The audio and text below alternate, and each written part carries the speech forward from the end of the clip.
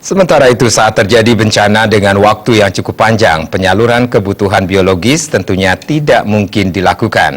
Hal tersebut diungkapkan Dr. Tanjung Subrata yang membidangi bagian fisiologi reproduksi Fakultas Kedokteran Warmadewa. Sebelumnya, Bupati Karangasem menyampaikan kesiapan bilik asmara untuk pasangan suami istri yang berada di posko pengungsian Gunung Agung belum menjadi kebutuhan mendesak saat ini.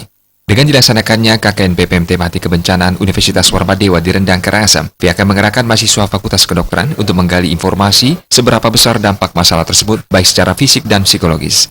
Karena secara penelitian, 2 minggu tidak melakukan hubungan seksual khususnya suami istri akan menunjukkan masalah-masalah kesehatan fisik. Maka perlu dibuatkan tempat atau bilik asmara di posko pengungsian yang akan diusulkan ke pemerintah setempat. Kemungkinan nanti kita data dulu ya seberapa. Apakah benar ini jadi masalah, ya kan? Seberapa berat masalahnya? Apakah menimbulkan dampak?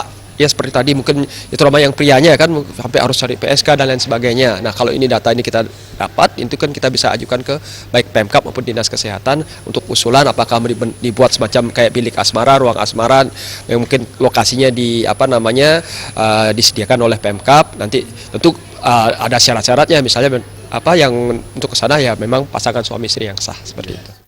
Tanjung Subrata menambahkan dengan situasi kondisi erupsi Gunung Agung yang sampai saat ini belum diketahui kapan berakhir. Hal ini sangatlah baik jika diwujudkan karena bisa mengurangi risiko yang tidak diinginkan khususnya bagi hubungan suami istri. Murawira, Bali TV.